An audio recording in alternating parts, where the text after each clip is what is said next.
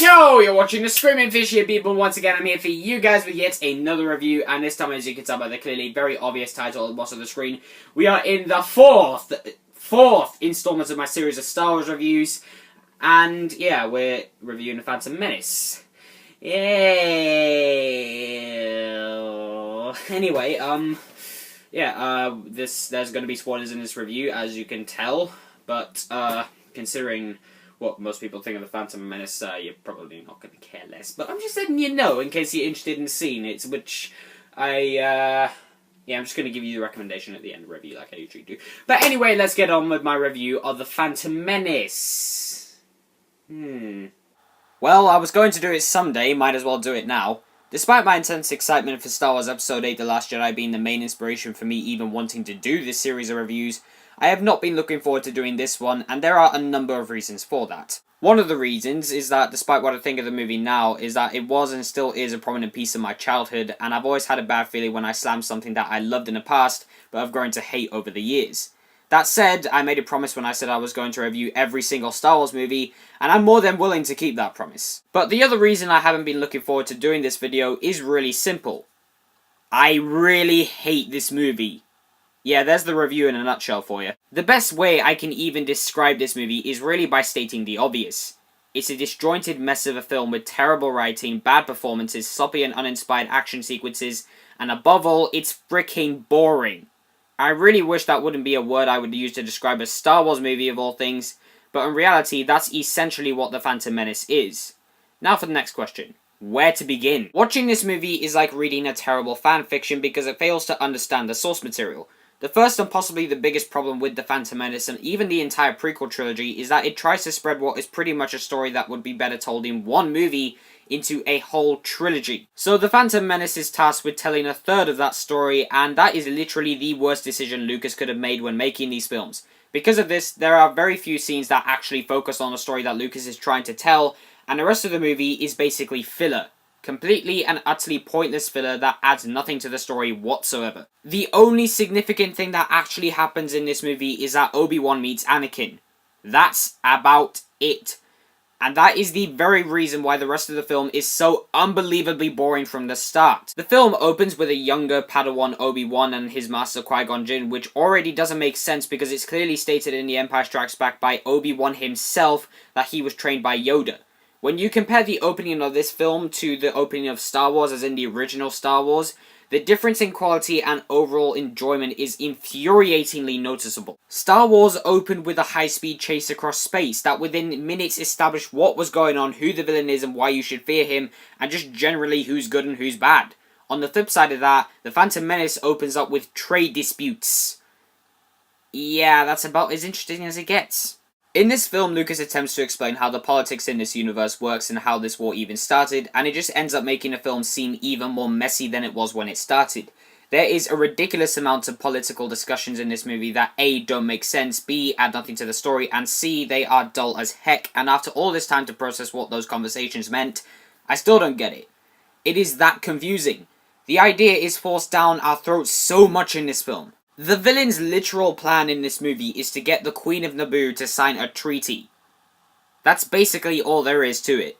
Entire story arcs are just glossed over because of this decision to have politics be the main theme of this movie. By the time Obi-Wan and Qui-Gon are on Naboo, you have basically no idea who they are or who you should be rooting for. Unlike most movie prequels, The Phantom Menace pretty much expects you to have seen the original trilogy in order to understand things like the Force and the Jedi teachings, but here's the thing. This is a prequel, which means it's set before the events of the original trilogy, so technically speaking, you should be able to go into this movie and understand what's going on without having seen the originals. Yes, if you've seen the originals, then you're going to understand all this just fine, but if you haven't, then you're going to be watching this movie and trying to find out what all this information means and why it's bombarded at you without any explanation or simple exposition to even slightly explain it, and the only excuse the movie can really give is that it expects you to know these things. Even when the action kicks in, the movie is so devoid of any explanation as to why these guys are mowing down battle droids or why said droids were even sent to kill the Jedi. Good action not only comes from brilliant choreography and camera work, but it also comes from motivation and investment. It's nowhere near enthralling if they're just swinging their lightsabers at droids because of reasons. I suppose the most remarkable thing about The Phantom Menace is the surprising lack of a strong and relatable protagonist.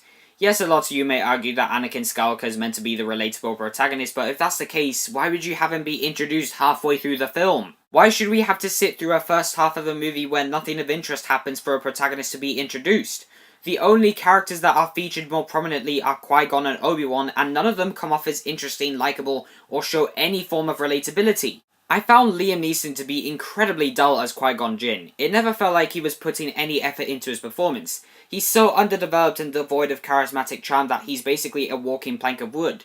When he dies near the end of the movie, I didn't feel anything because he never left a big enough impact for me to even care. While Ewan McGregor's performance as Obi-Wan does improve drastically over the course of the trilogy, in The Phantom Menace he's not even trying. He just has a straight face for pretty much the entire film, and similar to Qui-Gon is given almost zero development or material to work with. As for the rest of the cast, well, they don't fare too well either. Natalie Portman is a brilliant actress and she has given some incredible performances, which is why I think most of my problems with her character in this film are to do with the writing and directing. Like Princess Leia, she's a key part of the story, being the Queen of Naboo and that, but unlike Princess Leia, she is treated as a bystander for a majority of the film, and is never really given any time to shine other than firing a few rounds at some droids in the film's climax. Jake Lloyd as Anakin Skywalker? What can be said that hasn't already been said? I know he was only a little kid at the time, but my days, Anakin Skywalker is just such an abysmal presence in this film. I can't watch the final space battle without cringing every time this kid shouts yippee or spouts a stupid catchphrase. But again, it's the writing that he was given to work with that really derailed the performance. So it's not entirely his fault. Heck, I don't believe that he deserves the bashing he got. It's because the writing in this movie goes from meh to just awful, and the dialogue in which these actors deliver makes it sound like they knew how bad the writing was and therefore couldn't deliver it properly. And Jar Jar Binks? This supposed character is what I was afraid BB-8 would be in The Force Awakens. He is unbearable when he's on screen.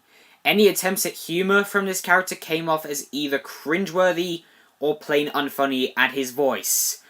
Oh my god, his voice. That alone was enough to wind me up. Pretty much all the characters are as bland and as monotone as ever. It's just such a step down from all the banter, the intense arguments, and the wide range of emotions that we saw flowing through the characters in the originals. Here it's just dull, with a serious lack of emotional investment to carry it further, and that's probably where the biggest problem with the film's climax is. Obviously, as you know, Darth Maul, after having contributed nothing to this movie, gets into a lightsaber fight with Obi-Wan and Qui-Gon. Yes, the scene is exceptionally well choreographed, it's entertaining to watch, and let's face it, Darth Maul looks amazing with that double-edged lightsaber. But the problem is, Darth Maul is essentially a random henchman for the Emperor and really doesn't have much to do in the film. Neither Qui-Gon or Obi-Wan know the guys, so there's no connection between them to get invested in, and a lack of dimension is ultimately what derails the experience of that lightsaber fight. This movie also completely messes up the Star Wars mythology. The only reason Anakin Skywalker is even in this movie is because he's important for something. The Jedi Council keep mentioning this prophecy that Anakin is the chosen one to destroy the Sith and bring balance to the Force, but it's never explained as to what it all means. Like, what does the chosen one mean? What do they mean by bringing balance to the Force? None of this gets answered. They basically ruin the entire concept of the Force in the process. In the first movie, it was established that the Force is this energy that surrounds us. But here, it is literally tiny organisms that exist in your bloodstream, apparently. So now the Force is just a superpower that you're born with? I would be willing to say that the visuals saved this movie, but aside from some pretty damn good cinematography and location shots, the film's over-reliance on CGI really makes the film look considerably dated when compared to today's standards, and even when you compare it to the original trilogy. Watching the CG creatures interact with the human characters is like watching a Looney Tunes cartoon. They look so cartoony that they don't feel like they're there with these actors. The entire sequence on Tatooine is annoying. Every single supposedly funny character that is introduced comes off as stupid, underdeveloped, or in a lot of cases cliched and overacted. The pod racing scene is admittedly one of the more enjoyable sequences in the film, but even then, it's conventionally shot and goes on for way too long.